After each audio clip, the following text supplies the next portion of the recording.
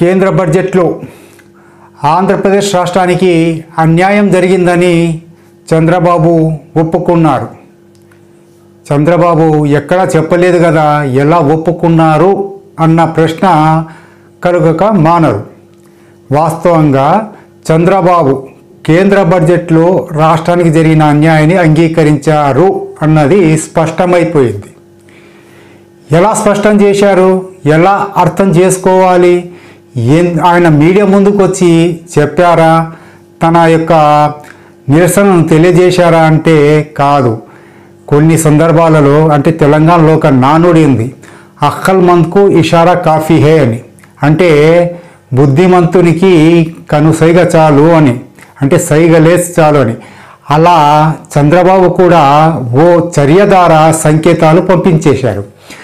ఏమిటి ఆ చర్య, ఏమిటి ఆ సంకేతాలు? చంద్రబాబు మోడీ సర్కార్ ప్రవేశపెట్టిన బడ్జెట్తో బాహాటంగా నిరసన వ్యక్తం చేశారా అంటే చేశారని చెప్పొచ్చు. ఏంది, ఎలా చేశారు అన్నది తెలుసుకోవాలంటే మా ఈ వీడియోను చివరి వరకు చూడండి. చూసే ముందు మా ఛానల్ను తప్పకుండా సబ్స్క్రైబ్ చేయండి, మా వీడియో లింకులు ఇతరులకు షేర్ చేయండి. Welcome to Janajago TV. నేను మీ సయ్యద్ నిసార్ అహ్మద్. ఆంధ్రప్రదేశ్ రాష్ట్ర రాజకీయాల్లో ఇప్పుడు ఎక్కడ చూసినా కేంద్ర బడ్జెట్ పైనే చర్చ సాగుతోంది.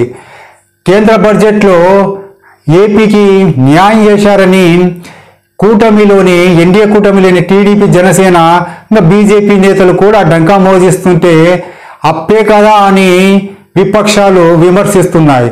అప్పైనా సరే ఇప్పించడమే గొప్ప కదా అని చంద్రబాబుతో పాటు టీడీపీ, జనసేన, బీజేపీ నేతలు సమర్థించుకునే ప్రయత్నం చేస్తున్నారు. ఇంతవరకు బాగానే ఉన్నా, ఎంత బయటికి సమర్థించుకున్నా జరిగిన అన్యాయాన్ని భరించలేకపోతున్నారు ఇండియా కూటమి నేతలు అన్నది స్పష్టమవుతుంది. ఎలా స్పష్టమవుతుంది అన్నదంటే చంద్రబాబు సైతం ఈ విషయాన్ని బహిర్గతం చేశారన్నది ప్రస్తుత శాసనసభ బడ్జెట్ సమావేశాల తీరును చూస్తే అర్థమవుతుంది. తాజాగా ఏపీ బడ్జెట్ సమావేశాలు సోమవారం మొదలై ఈ నెల అంటే 26వ తేదీన ముగిశాయి. ఈ బడ్జెట్ సమావేశాలు అంటే సహజంగా బడ్జెట్ను ప్రవేశపెట్టడం కోసం పెట్టే సమావేశాలు. బడ్జెట్ సమావేశాల పేరుతో సమావేశాలు కొనసాగినప్పటికీ బడ్జెట్ మాత్రము చంద్రబాబు ప్రభుత్వం ప్రవేశపెట్టలేదు. ఇక్కడే వైసీపీ అధినేత ఒక ప్రకటన చేశారు. చంద్రబాబు కనీసం బడ్జెట్ ప్రవేశపెట్టలేని దుస్థితి ఉంది, ఇది ఆయన అచేతనము, ఆయన చేతగానితనమని బహిరంగ విమర్శించారు. వైసీపీ అధినేతగా, ప్రతిపక్ష నేతగా ఆయనకు ఇలాంటి ప్రకటన చేయడంలో ఆయన వైపు నుంచి సహజమే. ఎందుకంటే ఏ ప్రభుత్వమైనా బడ్జెట్ సమావేశాలు నిర్వహించి ఆ బడ్జెట్ను ప్రవేశపెట్టకపోతే సహజంగా విపక్షం నుంచి విమర్శ వస్తుంది. అదే తరహా విమర్శను వైసీపీ అధినేత వైఎస్ జగన్మోహన్ రెడ్డి చేశారు. ఇది ఒక పార్ట్ ఆఫ్ వ్యూ. కానీ ఆయన ఇంకో విషయాన్ని టార్గెట్ చేయలేకపోయారు. అదేంటంటే ఆయన తెలిసినప్పటికీ ఆ విషయాన్ని టార్గెట్ చేయలేకపోయారు. అది ఆయన రాజకీయ అవసరాలు కావచ్చు, ఇంకోటి కావచ్చు.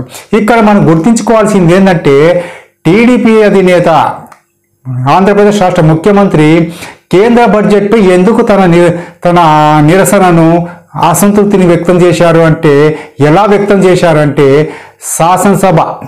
ఏపీ శాసనసభ బడ్జెట్ సమావేశం నిర్వహించి బడ్జెట్ను ప్రవేశపెట్టకపోవడంతోనే ఆయన కేంద్రం తీరును తప్పుపడుతూ తన యొక్క అసంతృప్తిని వెలగెక్కారు. వాస్తవంగా ఏ రాష్ట్ర ప్రభుత్వ బడ్జెట్ అయినా సరే ఈ రంగాలకు ఇంత కేటాయింపులు చేస్తామని స్పష్టంగా పేర్కొంటుంది. సంక్షేమాన్ని కావచ్చు, ఇంకొకటి కావచ్చు. ఇలా తన యొక్క కేటాయింపుల విషయం స్పష్టంగా చేస్తుంది.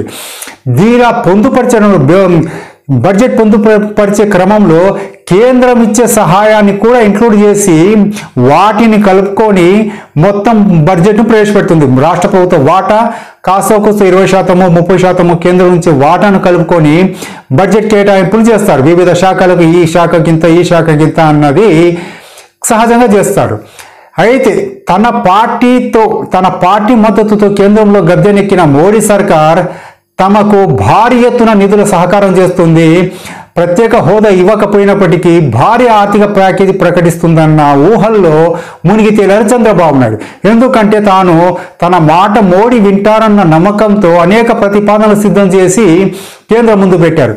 ఎందుకంటే 2014లో కూడా ఏపీకి మోడీ అన్యాయం చేసినప్పటికీ ఆ రోజు సంపూర్ణ మెజార్టీతో బీజేపీ అధికారంలో ఉంది. ఇప్పుడు పరిస్థితి వేరు. మరీ ముఖ్యంగా టీడీపీ యొక్క బలంతోనే కేంద్రంలో మోడీ సర్కార్ నిలబడింది.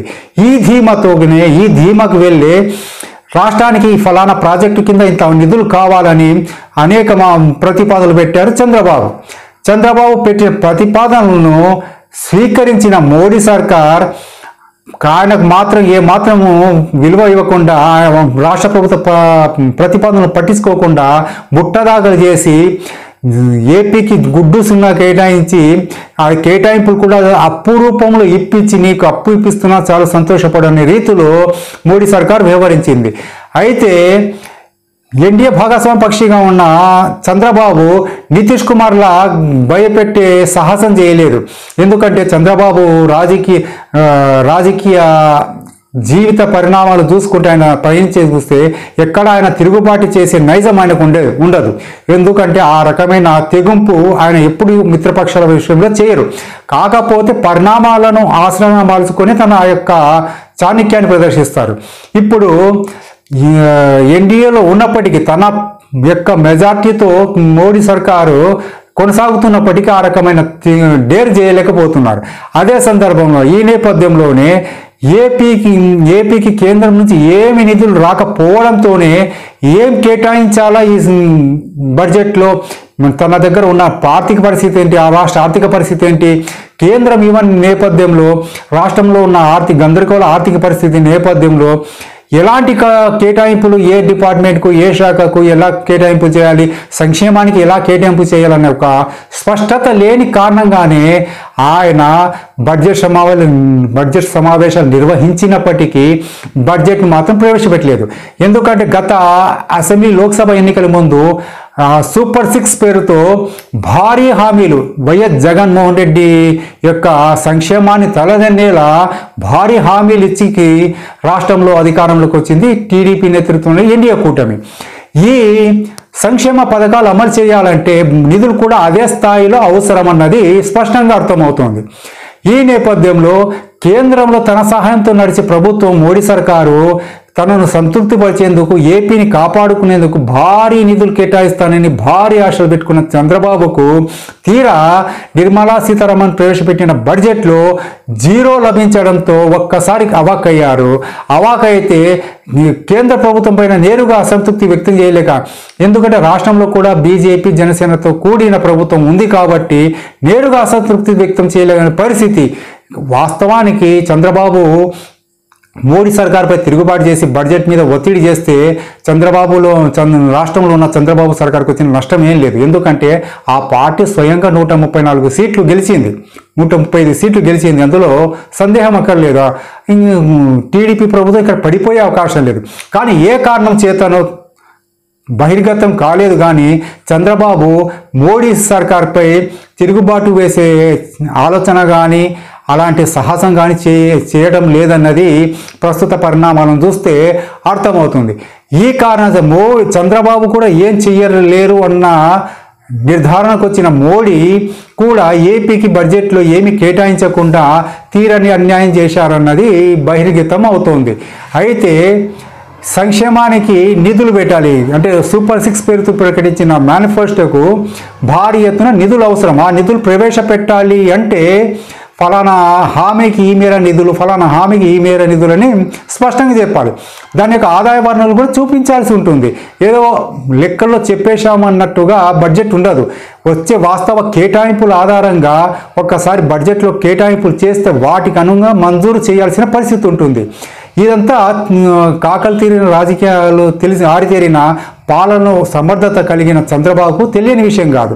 ఒక్కసారి అంకెల రూపంలో ఫలానా సంక్షేమానికి ఇంత కేటాయిస్తున్నానని చంద్రబాబు కమిట్మెంట్ ఇస్తే వాటిని అమలు చేసేదాకా వైసీపీ వదలదు. ఎందుకంటే సూపర్ 6 హామీలతో తన ప్రభుత్వాన్ని పడగొట్టి టీడీపీ వచ్చింది కాబట్టి వాచ్ డాగ్లా ఇప్పుడు వైసీపీ కాచుకొని కూర్చుంది. ఏ చిన్న సందర్భం వచ్చినా టీడీపీని టార్గెట్ చేయాలనేది ఆ పార్టీ యొక్క ప్రధాన ధ్యేయం. అంటే సహజంగా ప్రతిపక్షంగా ఉన్న పార్టీది సహజంగా ఉండే టార్గెట్ అది.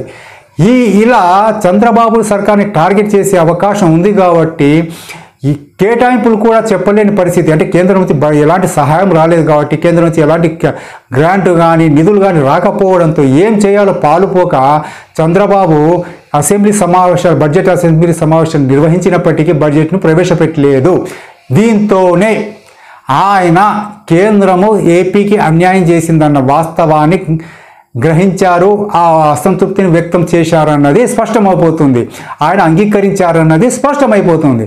అందుకే 3 నెలల కాలానికి ఓట్ ఆన్ అకౌంట్ బడ్జెట్ను ఆర్డినెన్స్ రూపంలో, ఓట్ ఆన్ అకౌంట్ బడ్జెట్ అంటే కొన్ని ప్రాంతాల్లో 3 నెలల కాలానికి తీసుకొచ్చే బడ్జెట్ను కొంత కాల పరిమితికి తీసుకొచ్చే బడ్జెట్ను ఓట్ ఆన్ అకౌంట్ అంటారు.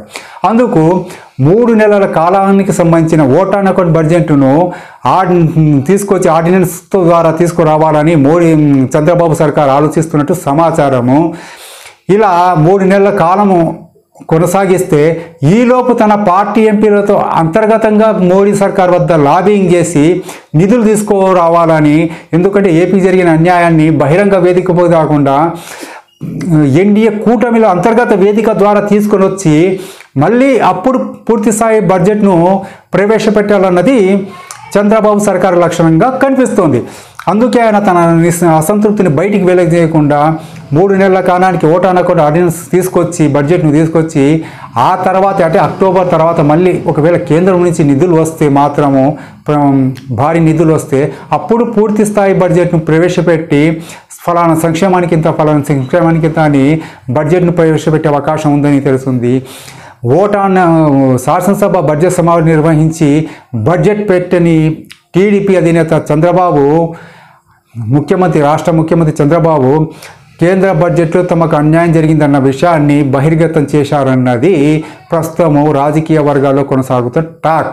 మిత్రులారా, ఈ వాస్తవ సమాచారం మీకు నచ్చినట్లయితే మా వీడియోకు లైక్ ఇచ్చి మా ఛానల్ను సబ్స్క్రైబ్ చేయండి. మా వీడియో లింకులు ఇతరులకు షేర్ చేయండి.